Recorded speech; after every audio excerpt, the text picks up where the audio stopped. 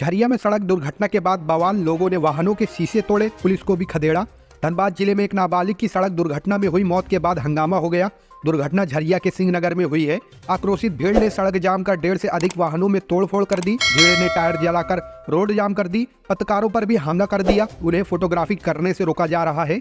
अगर कोई मोबाइल से फोटो लेने की कोशिश कर रहा है तो लोग उसे भी पीट दे रहे हैं। स्थिति को नियंत्रित करने के लिए पहुंची पुलिस को भी खदेड़ दिया गया। झारखंड में भ्रष्टाचार का खेल, मुर्दे भी खा रहे सरकारी राशन, अधिकारी ने कहा होगी कार्रवाई।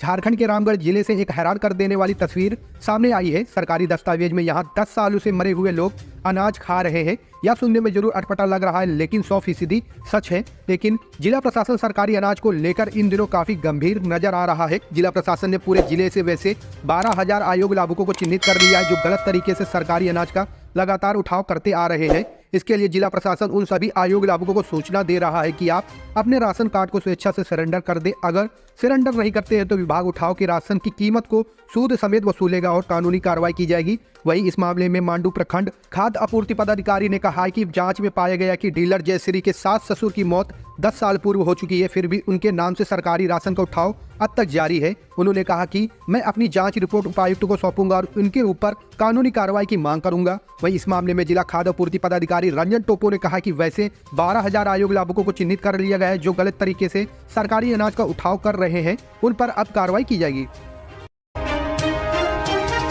पारा टीचर को शिक्षक नियुक्ति में शामिल करने के आदेश का करे पालन, हाईकोर्ट ने सरकार को दिया निर्देश। झारखंड हाईकोर्ट के जस्टिस राजेश शंकर की अदालत में पारा शिक्षकों को सहायक शिक्षक के पद पर नियुक्ति से संबंधित अवमानना याचिका पर सुनवाई हुई।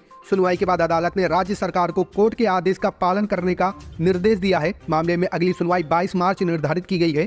पूर्व में एकल पीठ ने वैसे सभी योग्य पारा शिक्षकों को सहायक शिक्षक नियुक्ति के काउंसलिंग में बुलाने का निर्देश दिया था, जिन्होंने अपना आवेदन गैर पारा शिक्षकों के तौर पर दिया था। इस संबंध में सुधीर कुमार रजक सहित अन्य की ओर से हाईकोर्ट में अवमानना याचिका दाखिल की गई है। साहिबगंज में संत जोसेफ के हॉस्टल में लगी भीषण आग, भारी नुकसान की आशंका, 120 बेड जलकर खाक। साहिबगंज के रंगा थाना क्षेत्र स्थित सीता पहाड़ स्थित संत जोसेफ हॉस्टल की ऊपरी मंजिल में शनिवार सुबह करीब 7 बजे आग लग गई। इससे वहां रखे 120 बेड व विद्यार्थियों का सामान जलकर खाक हो गया। थाना पुलिस, विद्यार्थियों व शिक्षकों ने करीब 1 घंटे की कड़ी मशक्कत के बाद आग पर काबू पाया। पुलिस ने बताया कि आग लगने के कारण पूरी तरह स्पष्ट नहीं हो पाया है। वैसे आशंका जताई जा रही कि अल सुबह बच्चे मोमबत्ती जलाकर पढ़ाई कर रहे थे, उसके बाद सुबह की प्रार्थना में चले गए और मोमबत्ती बुझाना भूल गए। आशंका है कि उसी से आग लगी होगी। पुलिस मामले की जाँच कर रही है। मुख्यमंत्री ट्रैक्टर वितरण योजना का राजआदेश जारी, 1100 से अधिक लाभुकों के बीच बटेगा ट्रैक्टर। कई वर्षों के बाद फिर कृषि विभाग बड़े ट्रैक्टर का वितरण करेगा। इसका राजआदेश कृषि विभाग ने निकाल दिया है। विभाग 80 करोड़ रुपए की लागत से अगले 2 साल तक करीब 1100 ट्रैक्टर का वितरण किसान या किसान समूह के बीच करेंगे। किसानों को 50% अनुदान पर ट्रैक्टर दिया जाएगा। इसके साथ किसानों को 2 कृषि उपकरण भी दिया जाएगा। कुल पैकेज 10 लाख रुपए का होगा। कृषि यंत्रों पर 80% अनुदान दिया जाएगा। किसानों को ट्रैक्टर के साथ 2 कृषि यंत्र लेना अनिवार्य किया गया है। जेएसएससी पेपर लीक में चेन्नई से 2 गिरफ्तार, दोनों बिहार के रहने वाले। झारखंड कर्मचारी चयन आयोग की झारखंड सामान्य स्नातक योग्यताधारी संयुक्त प्रतियोगिता परीक्षा 2023 के पेपर लीक मामले में एसआईटी ने चेन्नई से 2 लोगों को गिरफ्तार किया है। दोनों को रांची लाया जा रहा है, जहां उनसे पूछताछ की जाएगी। ये दोनों युवक बिहार के रहने वाले हैं। हालांकि मामले की संवेदनशीलता को देखते हुए एसआईटी का नेतृत्व कर रहे सदर डीएसपी संजीव कुमार बेसरा ने इसकी पुष्टि नहीं की है। इस मामले में पटना में भी छापेमारी चल रही है। इससे पहले गुरुवार को पटना से एक युवक को पकड़ा गया था, जिससे पूछताछ की जा रही है। कैबिनेट की मोहर का इंतजार, 593 कल्याण छात्रावास के 26,000 छात्रों को मिलेगा फ्री खाना। सरकारी स्कूल में 8वीं कक्षा तक पढ़ने वाले बच्चों को मिलने वाले मध्याह्न भोजन की तर्ज पर राज्य सरकार एक नई योजना लाने जा रही है। पहली बार झारखंड में कल्याण विभाग द्वारा चलाए जा रहे सभी 593 हॉस्टल में रहने वाले लगभग 26,000 छात्रों को अब रोज फ्री 2 बार भोजन और 1 बार जलपान मिलेगा। इन छात्रावास में स्कूल और कॉलेजों में पढ़ने वाले अनुसूचित जनजाति, अनुसूचित जाति, पिछड़ी जाति और अल्पसंख्यक वर्गों के छात्र रहते हैं। फिलहाल ये छात्र अपनी व्यवस्था से भोजन करते हैं। छात्रों को निःशुल्क भोजन कराने वाली फाइल कल्याण विभाग में पिछले कई महीनों से विभिन्न अधिकारियों के टेबल से गुजर रही थी। कई अफसरों ने इस पर आने वाले खर्च को लेकर सवाल खड़े किए, तो कई ने इसे अच्छी योजना बताई है। कुछ अफसरों ने सिर्फ आदिवासी बच्चों के लिए यह योजना शुरू करने की सलाह दी है। सीएम चंपाई सोरेन से केंद्रीय मंत्री सिंधिया करेंगे बात, क्या कैबिनेट विस्तार से पहले इस मुद्दे पर हो पाएगा समाधान।